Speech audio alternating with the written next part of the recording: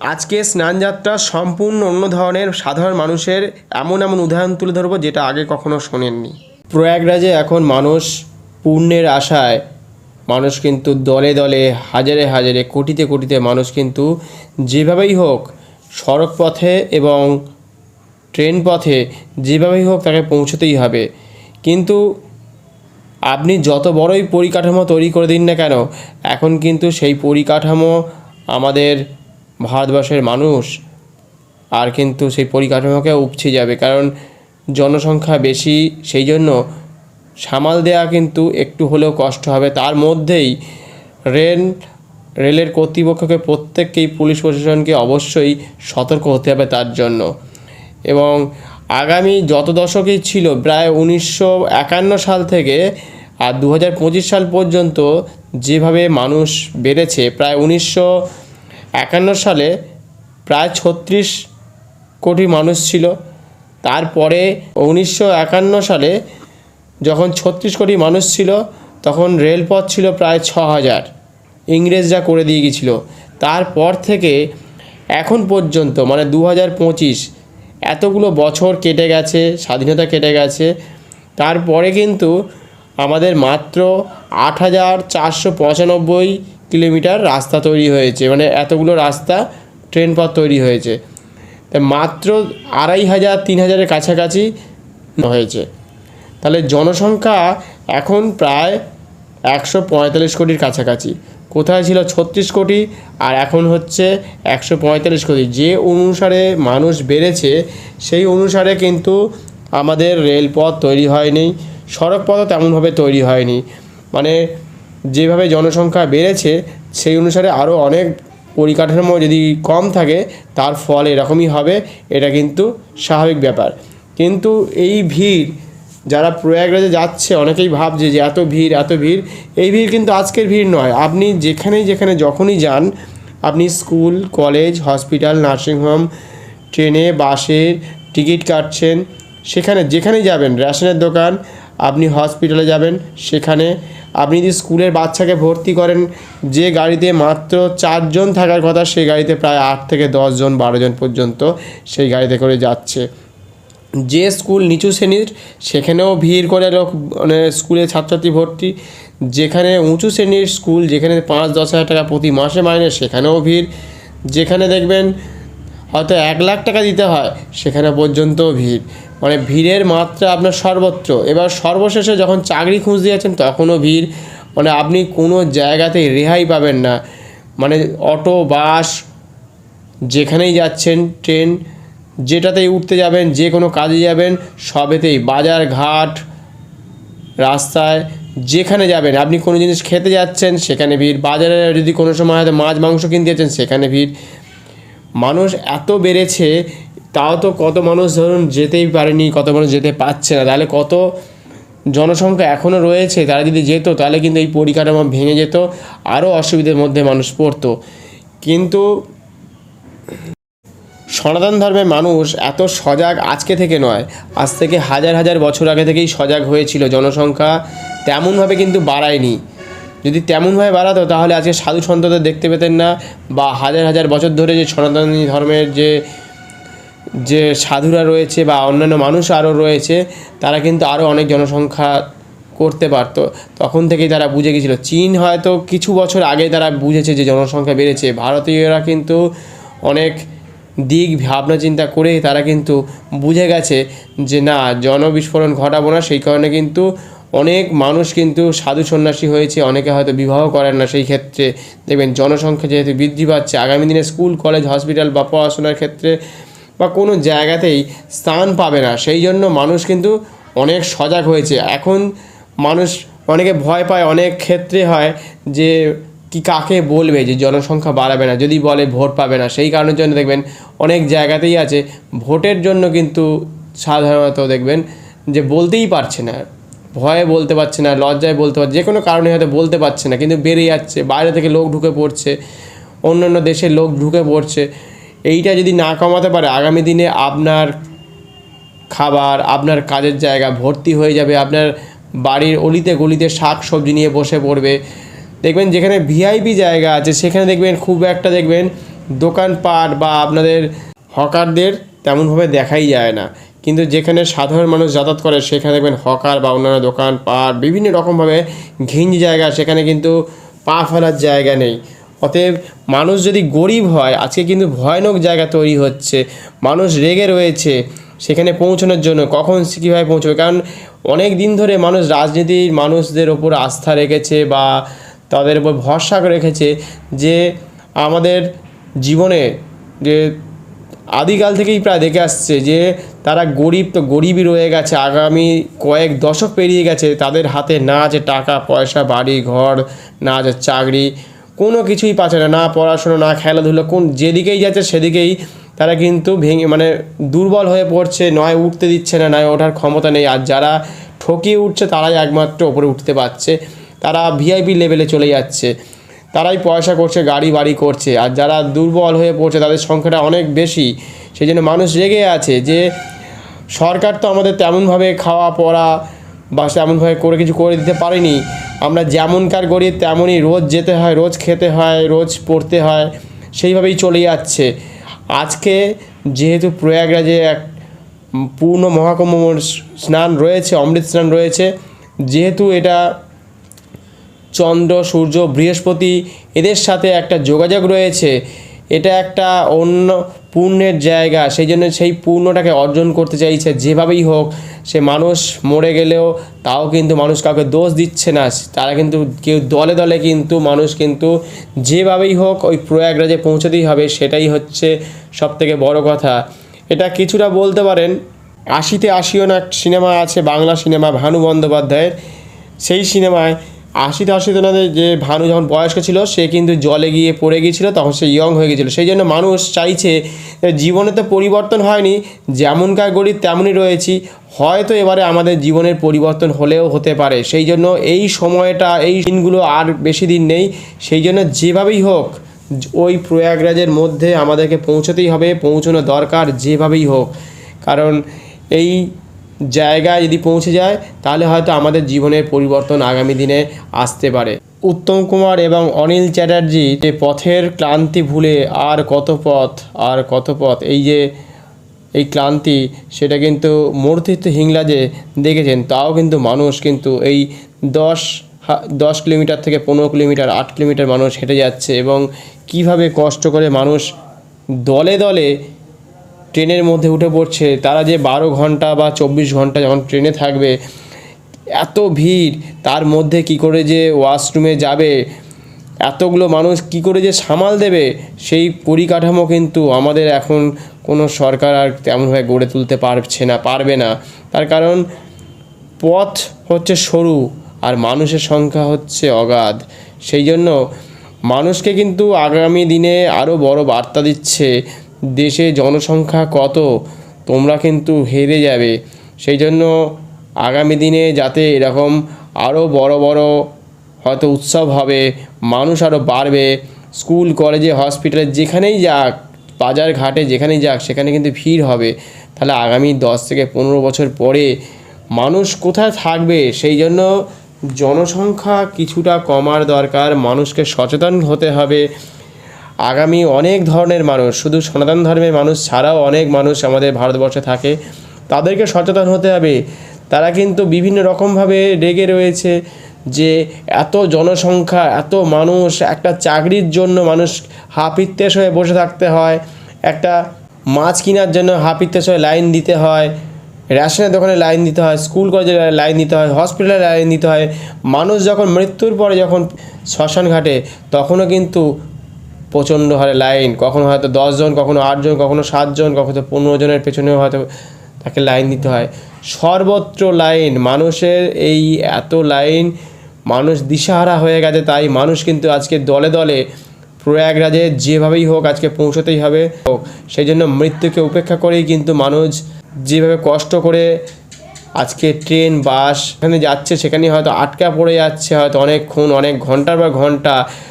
সড়কপথ তো জ্যাম হয়ে পড়ে আছে, কয়েকদিন ধরে মাঝে মাঝে দেখছি জ্যাম আটকে যাচ্ছে, সব মানুষ আটকে যাচ্ছে, কয়েক হাজার গাড়ি আটকে যাচ্ছে, বিভিন্ন রকম ট্রান্সপোর্টের গাড়ি আটকে যাচ্ছে।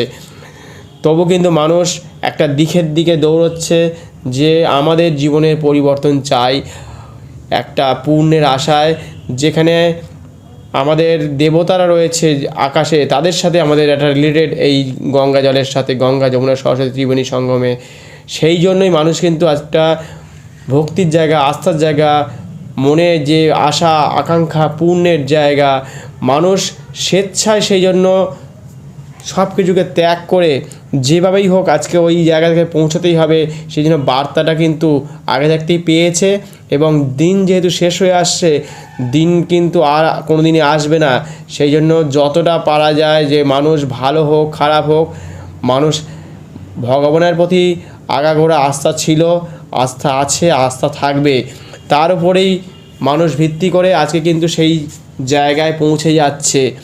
সেখানে পৌঁছে তারা কিন্তু যেখানে স্নান করছে এবং ফিরেও আসছে কষ্ট করে, কিন্তু মানুষ কিন্তু একবারও বলছে না যে আমার খুব বেশি হয়তো যে আমরা অসুবিধার মধ্যে পড়েছিলাম। মানুষ কিন্তু বলছে, এতটা পথ হাঁটছে, হাঁটার পরেও বলছে না আমাদের কোনো রকম অসুবিধা হয়নি। তার কারণ মানুষের যে চিন্তা ধারণা রয়েছে সেটা কিন্তু সম্পূর্ণ বিশ্বাসের জায়গা, সেখান থেকে কোনো দিনই মানুষ সরে আসার কোনো রকম উপায় নেই। তার কারণ আমাদের সাধারণ মানুষ যেভাবে এত দরিদ্র, এত ধরুন যার জমি আছে, বাড়ি আছে, ঘর বাড়ি তাকে কেড়ে নিয়েছে, যার নেই তাকে তো দেয়া হয় না, আর যার আছে তার থেকে কেউ না কেউ কেড়ে নিচ্ছে কোনো না কোনোভাবে। যার দোকান আছে তার থেকে কেউ না কেউ মাল কিনে নিয়ে চলে যাচ্ছে, পয়সা দিচ্ছে না। যার ধরুন জমি আছে সেই জমিকে দখল করার জন্য মানুষ কিন্তু তার উপর বিভিন্ন রকমভাবে দিনে রাতে অত্যাচার করছে, বলে যাচ্ছে। অনেকে হয়তো বন্দুক ঠেকিয়েও সেই জায়গায় সই করিয়ে নিচ্ছে, এরকমও হচ্ছে। যাদের যেখানে বিবাহ করতে ইচ্ছা করছে না সেখানে কিন্তু তাদেরকে জোরপূর্বক হয়তো তাদের বিবাহ দেওয়া হচ্ছে বা বিবাহ করতে হচ্ছে। সর্বক্ষেত্রে মানুষ যে জিনিসটা চায় না সেই জিনিসটা তাকে জোর করে চাপিয়ে দেওয়া হয়। সেই জন্য মানুষ ক্ষেপে আছে, রেগে আছে ভীষণ রকমভাবে, সেই জন্য অত্যাচার করছে। যখন ট্রেনের 2 নম্বর প্ল্যাটফর্ম থেকে 3 নম্বর বা 4 নম্বর প্ল্যাটফর্মে দেওয়া হয়, সেখানে কিন্তু মানুষ হুড়মুড়িয়ে ওই জন্য এগিয়ে যাচ্ছে। সেই জন্য প্রশাসনকেও সজাগ হতে হবে, যাতে মানুষ একটা প্ল্যাটফর্ম থেকে আরেকটা প্ল্যাটফর্মে যখন যায় তাদেরকে অবশ্যই বার্তা দিতে হবে যে এখনও 20 মিনিট বা 25 মিনিট টাইম আছে, আস্তে আস্তে আপনারা ধাপে ধাপে নেমে আসুন, নয়তো কিন্তু একটা বড় দুর্ঘটনা ঘটে যেতে পারে। সেই জন্য যারা বয়স্ক এবং ছোট ছোট ছেলে মেয়ে আছে তাদেরকে অবশ্যই একটু পরে আসা উচিত, কারণ ভিড় প্রচণ্ড। সামনের দিক কিন্তু মানুষ যতই যাই হোক কিন্তু তারা এগিয়ে যাবে। সেই জন্য মানুষকে সতর্ক হতে হবে, আর যদি পারা যায় মানুষকে আরও সজাগ হয়ে এগিয়ে যাওয়ার দরকার আছে। তার সাথে প্রশাসনের প্রত্যেকটা তরফে যারা তারা সরকারি চাকরি করে তাদেরকে তো ট্রেনিং নেওয়াই আছে, কিন্তু সেইটা কিন্তু আরও দড়ি দিয়ে বাঁধন দিয়ে তাদেরকে গার্ড দিয়ে তাদেরকে কিন্তু এক জায়গা থেকে আরেক জায়গায় নিয়ে যেতে হবে, সে ট্রেন পথে হোক বা প্রয়াগরাজে হোক। মানুষ প্রতিদিন ট্রেনে বাসে যেভাবে গরু গাধার মতো করে হিসেব মতো যায়, যাতায়াত করতে হয় বাধ্য হয়ে, সেইখানে কিন্তু মানুষ এইগুলোকে উপেক্ষা করে আজকে সেই কারণের জন্য মানুষ বেরিয়ে পড়েছে দলে দলে। কষ্টটাকে কিন্তু কোনো রকমভাবেই যেহেতু দিন শেষ হয়ে আসছে, সেই জন্য আগামী দিনে আরও বেশি করে দেখবেন ভিড় বাড়তে পারে। কারণ যেহেতু 26শে ফেব্রুয়ারি শিবরাত্রির দিন আছে, যেটা 100 বছর পরে যে দিনটা আবার প্রয়াগরাজের সাথে যুক্ত হয়েছে, সেটা একটা খুবই ভালো দিন। সেই জন্য সেই দিনটাকে স্মরণীয় করে রাখবে যত সম্ভব। এখন পর্যন্ত 53 কোটি মানুষ স্নান করে ফেলেছে, এখনও যে কটা দিন বাকি আছে, প্রায় 8-9 দিন মতো বাকি আছে, সেই কটা দিনের মধ্যে কিন্তু মানুষ কিন্তু প্রায় আরও দেখবেন 10 থেকে 15 কোটি মানুষ কিন্তু হতে পারে, বা আরও বাড়লেও বাড়তে পারে। কারণ ভিড় সামাল দিতে পারবে না, তার কারণ সেইভাবে আমাদের পরিকাঠামো তেমনভাবে নেই। তবুও যেভাবেই হোক অনেকে দেখবেন জলপথেও যাচ্ছে। বিহার থেকে একদল মানুষ তারা জলপথে 8 জন মতো বন্ধু তারা বেরিয়ে পড়েছে, তাদের কোনো রকম অসুবিধা হয়নি। সেই জন্য মানুষ নিজেরাই তৈরি করে নিয়েছে যে নিজেরা কোন পথে যাবে, কিভাবে যাবে। আর বিজ্ঞান সেই জন্য দেখছে যে আমাদের দেশে বলে নয়, সারা বিশ্বের মানুষ যেহেতু এত বেশি পরিমাণে বেড়েছে, কোনো ব্যক্তির সাথে কথা বলছে, কোনো ব্যক্তির কথা শুনছে না, যুদ্ধ করছে, ঝগড়া করছে, মারপিট করছে, দাঙ্গা করছে। সেই জন্য কিছু মানুষ কিন্তু বিজ্ঞানীরা বুঝেই গেছে অনেক আগে থেকেই, সেই জন্য চাঁদে, মঙ্গলে আর যদি অন্য কোনো গ্রহ থাকে সেখানে কিন্তু তারা আসলে চলে যাবে শান্তির জন্য। তার কারণ হচ্ছে কিন্তু তারা যদি ওখানে যায় সেখানে কিন্তু কখনোই তারা কিন্তু হিমালয় বা গঙ্গা বা বিভিন্ন রকম আরও অনেক জিনিস আছে, সেগুলো কিন্তু সেই সুযোগগুলো হয়তো আর কোনো দিনই পাবে না যদি একবার চলে যায়। কিন্তু এখানে যারা থাকবে তারা কিন্তু সারা জীবন ধরে লড়াই করে যুদ্ধ করে চলতে হবে ট্রেনে বাসে। আর যারা যারা দূরে চলে যাবে আগামী হয়তো 15, 20, 30 বছর পরে, তারা কিন্তু দূর থেকে তারা হয়তো দেখবে ছবির মাধ্যমে, তারা টিভির মাধ্যমে তারা দেখবে। আর বেশ কিছু কয়েকটা দেশ আছে যেগুলো ফার্স্ট কান্ট্রির দেশগুলো, সেগুলো কিন্তু দেখুন তাদের দেশে জনসংখ্যা তেমন কিন্তু বাড়ায়নি, তারা কিন্তু তাদের জমিটাকে কিন্তু বেশ অনেকটা আছে, কিন্তু জনসংখ্যা বেশি কম থাকায় তারা কিন্তু যেভাবেই যেখানে যে পথ দিয়েই যাক সেখানে কিন্তু সবসময় ফাঁকা থাকে, শান্ত থাকে, ধীর গতিতে যাতায়াত করা যায়। জাপানের মতো দেশে তাদের তো খুবই অবস্থা খারাপ ছিল, যেহেতু হিরোশিমা নাগাসাকিতে যখন পরমাণু বোমাটা পড়েছিল, তারপরে নিজেদেরকে তৈরি করেছে এই কয়েক বছরের মধ্যেই, 70-75 বছরের মধ্যে তৈরি করে ফেলেছে। তারা কিন্তু নিজেদেরকে তৈরি করেছে এবং তারা কম কথা বলে, কাজ বেশি করতে ভালোবাসে, তারা কিন্তু পরিশ্রমী। সেটা কিন্তু দেখলে বা আপনারা যারা যারা গেছেন তারা তো জানবেন, অথবা ইউটিউবের মাধ্যমে জেনে নিতে পারবেন।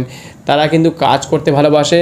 এবং কিছু কিছু দেশ আছে, যেহেতু আমাদের দেশের জনসংখ্যা এত বেশি, অন্যান্য দেশের মানুষ কিন্তু চীনের মতো দেশ বা আরও অন্যান্য দেশ আছে, তারা কিন্তু বিজনেস করতে আসে বা বিজনেসের সামগ্রী আমাদের দেশে পাঠিয়ে দেয়। যেহেতু আমাদের এটা সবথেকে বাণিজ্যিক জায়গা, যেখানে যে কোনো জিনিসই দিক না কেন সেটা কিন্তু বিজনেস করে তারা কিন্তু বেরিয়ে যাবে, তারা কিন্তু পয়সা দ্বিগুণ থেকে 4 গুণ 10 গুণ করে বেরিয়ে যাচ্ছে।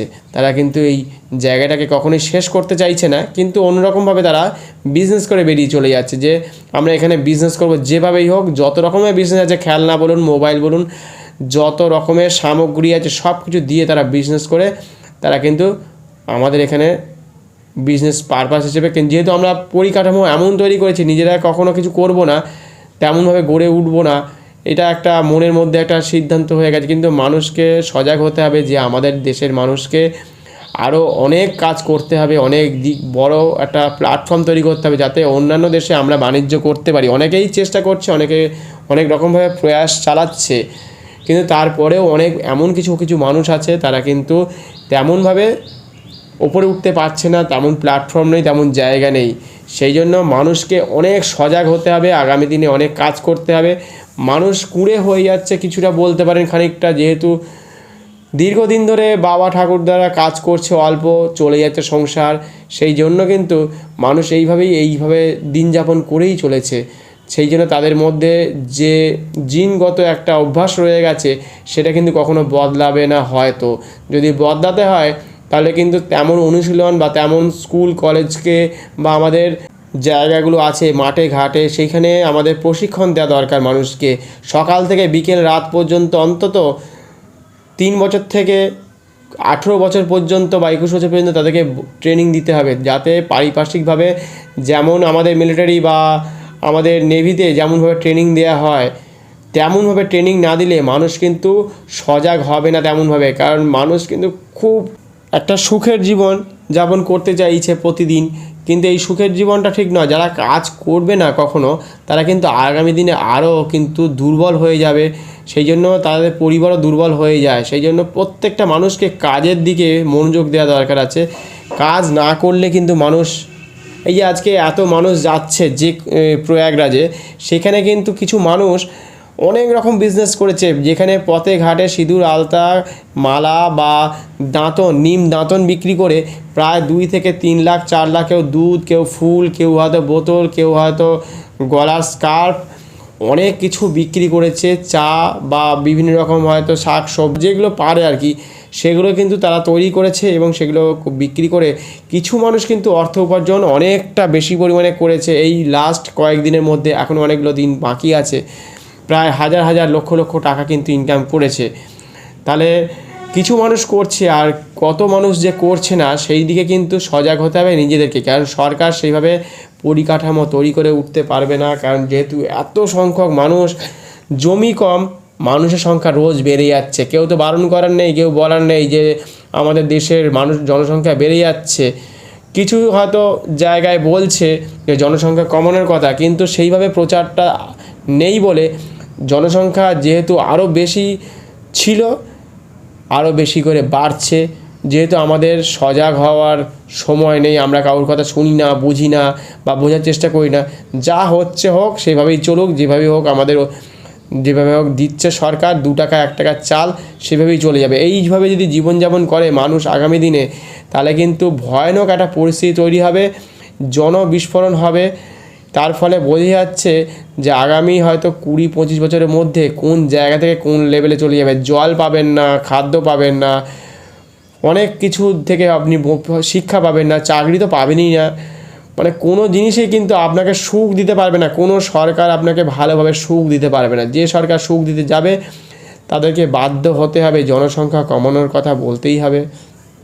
তার সাথে সাথে মানুষকে যদি শিল্প দেওয়া হয় তাহলে কিন্তু সেইভাবে তাদেরকে বসতি দিতে হবে, শিল্প দিতে হবে, সব কিছু দিতে হবে, জায়গা দিতে হবে। কারণ মানুষ চারিদিকে কংক্রিট করে ফেলেছে, গাছপালা জল পাচ্ছে না, প্রকৃতি ধ্বংস হচ্ছে। গাছপালা জল নিলে আপনি অক্সিজেন নেবেন কী করে, চাষবাস কী করে হবে? আর মাটির তলায় প্লাস্টিক ঢুকে যাচ্ছে, বিভিন্ন রকমভাবে পলিউশন হচ্ছে, কলকারখানা যেহেতু বাড়ছে, এত মানুষের ঢল, কত জামা কাপড়, কত প্লাস্টিক, কত রকম কেমিক্যাল, কত রকম আপনাদের সামগ্রী, দিনে সকাল থেকে রাত পর্যন্ত যেসব কেমিক্যালের জিনিসপত্র আপনারা ব্যবহার করেন, রং থেকে জিনিসপত্র, খাতাপত্র, পেন্সিল এবং গাড়ির বিভিন্ন রকম পার্টস, যত রকমের সামগ্রী আপনি চোখের সামনে দেখতে পাচ্ছেন, সব কিছু কিন্তু সব কেমিক্যাল আর ওই কারখানার ধোঁয়াতে মানুষ কিন্তু একদিন সব ডুবে যাবে। সেদিন কিন্তু মানুষ আর মাথা তুলে দাঁড়াতে পারবে না, মানুষের জ্বালাতেই একদিনকে শেষ হয়ে যাবে। সেই জন্য মানুষকে সজাগ হতে হবে। মানুষ সেই জন্য একটা দিকে দৌড়চ্ছে যাতে ভালো থাকা যায়, আগামী দিনে ভালোভাবে নিঃশ্বাস নিতে পারে। যেভাবে আমাদের পলিউশনের মাত্রা বেড়েছে 2 বছর আগে, মানে গত 2 বছর আগে যেভাবে পলিউশনের মাত্রা ছিল প্রায় 60-70 ছিল আমাদের এখানে, সেটা এখন এই গ্রাম্য এলাকাতেই যেখানে গাছপালা ভর্তি ছিল সেখানে এখন বাড়িঘর, ফ্ল্যাট এবং তার সাথে গাড়ি এবং কলকারখানা বাড়ার ফলে অত্যধিক পরিমাণে ধুলো এবং তার সাথে ধোঁয়া আর তার সাথে পলিউশনের গাছপালা কাটার ফলে এবং বাড়িঘর হওয়ার ফলে এত পরিমাণে পলিউশন বেড়েছে যে নিঃশ্বাস নিতে নিতে কিন্তু কষ্ট হচ্ছে। প্রায় 170 থেকে 80 হয়ে গেছে পলিউশন মাত্রা। আগামী দিনে কিন্তু আরও ভয়ঙ্কর দিন আসবে, কারণ শীতকাল শীতের সময় পড়ছে না, বর্ষার সময় বর্ষা হচ্ছে না, ভূমিকম্প, এদিকে ঝড়, চারিদিক থেকে মানুষকে আক্রমণ করছে প্রতি পদক্ষেপে। সেই জন্য আগামী দিন ভয়ঙ্কর একটা দিন আসতে চলেছে। সব জল প্রায় শুকিয়ে যাবে, এরকম একটা দিন, পরিস্থিতি খুবই ভয়ানক। সেই জন্য পিছনের দিকে যারা জানেন, বুঝেছেন, প্রত্যেকটা মানুষকে সজাগ হতে হবে। যেহেতু আপনার হাতে আপনার মানুষের চাবিকাঠি, আপনি বলে শুধু নয়, সকল যত রকমের মানুষ আছে পৃথিবীতে, যত মানুষ আছে সকলকে যদি সঠিক পথে যদি না চলা যায়, এই যে আমরা স্নান করতে যাচ্ছি প্রত্যেকেই, সেখান থেকে মানুষ কিন্তু একটা বার্তা দিচ্ছে যে আগামী দিনে যুদ্ধ করো না, ঘোষণা করো না বা মারামারি করো না, অন্য ব্যক্তিকে তুমি মিথ্যে কথা বলো না, অন্য থেকে ধার নেবো না, অন্যকে ধার দেবো না। এইগুলো কিন্তু সবাইকে তৈরি করতে হবে। কারণ ছোটো ছোটো দোকানপাট কিন্তু এই ধারের জন্য বা পারিপার্শ্বিক যে সকল বাড়িতে যারা বিজনেস করে তারা কিন্তু এই ধার নেয় বিভিন্ন রকমভাবে, অনেকের কাছ থেকে লিখিয়ে নিচ্ছে, কাউকে জোর করে হয়তো দেখবেন তার বাড়ির কাগজপত্রে সই করিয়ে নিচ্ছে, লুকিয়ে সই করাচ্ছে, কোনো বাড়ির মেয়েকে জোর করে তাদের বিবাহ দিয়ে দিচ্ছে, ভুল নাম এর জন্য তাদেরকে বিবাহ হয়ে যাচ্ছে, বুঝতে পারছে না কীভাবে তাদের মানুষকে চিনতে পারছে না। হঠাৎ করে একদিন দেখলো, 2 দিন পরেই তাদের বিয়ে হয়ে যাচ্ছে, তারপরে দেখছে ভুল জায়গায় বিবাহ হয়ে গেছে। আগামী 10-15 বছর পর তাদের জীবনযাত্রা যে কোথা থেকে কোথায় চলে গেছে কোনো জায়গায় তাদের খোঁজ নেই, কোনো জায়গাতে খোঁজ নেয় না, কোনো মিডিয়াতে খোঁজ নেই, কোনো ইউটিউবে খোঁজ নেই, তারা যে কীভাবে জীবনযাপন করছে। আর সেই জন্য পরিস্থিতি এমন ভয়াবহ তৈরি হচ্ছে, যার ফলে জনসংখ্যা আরও দিনে দিনে বাড়ছে। তারা যে কী পরিস্থিতির মধ্যে থাকে, তারা যে কী কাজ করে, মানুষ কোনো রকমভাবে কেউ কোনো খোঁজ খবর রাখে না। কোনো ব্যক্তি কে গান করছে, কে নাচ করছে, কে কবিতা লিখছে, সেই রকমভাবে মানুষের পরিকাঠামো তৈরি নেই। সেই জন্য একটা সিস্টেমের মধ্যে যদি থাকে মানুষ, তাহলে কিন্তু আগামী দিন খুব ভালো হবে। সিস্টেমের বাইরে গেলে জগৎ কিন্তু সঙ্গে সঙ্গে কিন্তু শেষ হয়ে যাবে, ধ্বংস হবে একদিনকে। সিস্টেমের বাইরে প্রত্যেকেই প্রায় চলছে, সবাই বলছি না, প্রত্যেকেই প্রায় চলছে। কিছু মানুষ সঠিক পথে চলছে, কিন্তু তারপরেও দেখুন ব্রিজ ভেঙে পড়ছে। নয়তো ব্রিজ কখনো ভেঙে পড়ে, এত বড় বড় ব্রিজ তৈরি হচ্ছে, হঠাৎ একদিনকে ভেঙে পড়ে যাচ্ছে, তার তলায় কত মানুষ মারা যাচ্ছে, কত রকমভাবে মাটির উপর চাপ সৃষ্টি করছে, একটা বিল্ডিং ভেঙে পড়ছে, তার সাথে কত পুরনো বাড়ি, রাস্তাঘাট, সেখানে যতটা চওড়া হওয়ার দরকার তার থেকে হয়তো সেখানে এত দোকানপাট হয়ে গেছে সেইভাবে চওড়া হতে পারছে না। অনেক রকমভাবে পাড়ার অলিতে গলিতে দেখবেন সরু সরু জায়গা দিয়ে দেখবেন এখন ভিড় বেড়ে গেছে, তার কারণ সবাই এখন সড়ক পথ ছেড়ে পাড়ার গলি ধরে নিয়েছে, সেখানেও ভিড় হয়েছে দেখবেন। চারিদিক থেকে মানুষ কিন্তু একটা বিপদগ্রস্ত জায়গার মধ্যে দিয়ে চলছে, সেই জন্য ভিড় হবে, ভিড়কে সামাল দিতে কেউ পারবে না। পৃথিবীর যত বড় বড়ই জায়গা হোক না কেন, মানুষ যদি বেশি থাকে সেখানে কিন্তু মানুষ প্রশাসন সবাই কিন্তু একসময় ফেল হয়ে যাবে। সেই জন্য যারা সরকারি জায়গায় জায়গায় চাকরি করেন তাদেরকে ট্রেনিং দেওয়া আছে কিভাবে ভিড় সামলাতে হয়, সেইভাবে মানুষকে সামনের দিকে এগিয়ে নিয়ে যেতে হবে এবং একটা নির্দিষ্ট পরিকাঠামো তৈরি করতে হবে যার মাধ্যমে মানুষ প্রত্যেক দিন একটা সুষ্ঠুভাবে একটা জায়গায় যেতে পারে। সে স্কুল, কলেজ, হসপিটাল, নার্সিংহোম এবং প্রত্যেক মানুষের হাতে কিছু কাজের জায়গা তৈরি করে দিতে হবে, যাতে কিছু কিছু মানুষ মানে প্রত্যেকটা মানুষের কিছু কিছু পয়সা যাতে ইনকাম করতে পারে, যাতে না দৌড়ঝাঁপ করতে হয়। এবং যারা দেখবেন অনেক দূরে দূরে জার্নি করে দেখবেন 2 ঘন্টা 2.5 ঘন্টা জার্নি করে কাজে যায়, তাদের জন্য বিশেষ একটা ব্যবস্থা করতে হবে যে যেখানেই থাকবে তারই আশেপাশে কাজের জায়গা তৈরি করে গড়ে তুলতে হবে, সেই যেন ওই জায়গা থেকে সরে বেশি দূরে না যায়। সে কিন্তু যত দূরে যাবে আমাদের কিন্তু দেশের ক্ষতি হবে, তার কারণ হচ্ছে প্রত্যেকটা গাড়ি সে জার্নি করে যাবে, তার শরীরে ক্লান্তি আসবে, পেট্রোল পুড়বে, রাস্তা খারাপ হবে, অনেক দূরে যাতায়াত করে তার পরিবারকে সেখানে আনতে হবে। যে যেখানে থাকবে সেই জন্য কাজের মারফতে সেখানে কিন্তু তাকে সেই জায়গায় তাদেরকে ঘর দেওয়া হবে এবং সেখানে চাকরি দেওয়া হবে। সে শিক্ষক হোক, যে কোনো শ্রমিক হোক বা যে কোনো অফিসারই হোক, তাকে কিন্তু যত জার্নি করতে হবে কাজের সূত্রে কিন্তু অনেক দেরিও হয়ে যায়, সেক্ষেত্রে অনেক দূরে ঘুম থেকে উঠতে দেরি হয়, অনেক রকম সমস্যা তৈরি হয়, আর রাস্তায় ভিড়ও বাড়বে না। সেই জন্য ওয়ার্ক ফ্রম হোম যেমন করোনার সময় শুরু হয়েছিল, লকডাউনের সময়, সেরকমভাবেই এমনই করতে হবে তার বাড়ি থেকে হয়তো একটু দূরে, মানে 1 কিলোমিটার বা 1.5 কিলোমিটার খুব বেশি হলে, নয়তো বাড়ি থেকে 10-12টা বাড়ি বা 20টা বাড়ি পরেই যেন তার অফিস বা সেরকম কাজের জায়গা তৈরি করা হয়। এইভাবেই যদি পরিকাঠামো তৈরি করা যায় তাহলে আগামী দিন কিন্তু ভীষণ ভালো একটা দিক তৈরি হবে। আর কিছু কিছু মানুষ আছে দেখবেন এক জায়গায় থাকতে থাকতে বা হয়তো একটু অন্যরকমভাবে তারা তৈরি হয়, সেই জন্য কিছু কিছু মানুষ ঘুরতে ভালোবাসে, সেই জন্য কখনো কখনো 6 মাস থেকে 1 বছর অন্তর অন্তর প্রত্যেকটা মানুষকে একটা কাজের জায়গাকে পাল্টে দিতে হবে, যে এখান থেকে আবার 20 কিলোমিটার কি 40 কিলোমিটার কি অন্য রাজ্যে তাকে ট্রান্সফার করা হলো এবং সে সেখানেই আবার 6 মাস থেকে 1 বছর কাজ করবে এবং তার পরিবারও সেখানে চলে যাবে, সেখানে তাদের ছেলে মেয়ে যদি থাকে সেখানে যাতে স্কুল কলেজে সেইভাবে ভর্তি হতে পারে সেই ব্যবস্থাও করে দিতে হবে। তাহলে কিন্তু অনেকটা রাস্তা ব্লক হওয়া বন্ধ হবে, অনেক রকমভাবে মানুষ কিন্তু বেঁচে থাকার সুযোগ পাবে, পরিবেশ সুস্থ থাকবে। যেহেতু যত গাড়ি যাতায়াত করবে তত পলিউশন বাড়বে, রাস্তাঘাট জ্যাম হবে, এইগুলোকে অ্যাভয়েড করতে হয় মানুষকে। কী করে মানুষের জীবনযাপন ভালো হয় সেদিকে কিন্তু প্রশাসন এবং সরকারকে কিন্তু সজাগভাবে কঠিন হাতে কিন্তু পদক্ষেপ নিতে হবে। আগামী দিনে আরও অনেক কিছু খবর হয়তো আমরা এই নিয়ে আলোচনা করব। অবশ্যই আমার ইউটিউবে যা দেখবেন, ইউটিউবে মাল্টিপারপাস স্টোরি মহাদেবের লোগোতে গিয়ে আপনারা ক্লিক করতে পারেন, সেখানে গেলে আপনারা মাই ভয়েস এবং ট্রাভেল এবং নেচারের মধ্যে অনেক রকম খবর আপনারা পেতে পারেন এই ধরনের।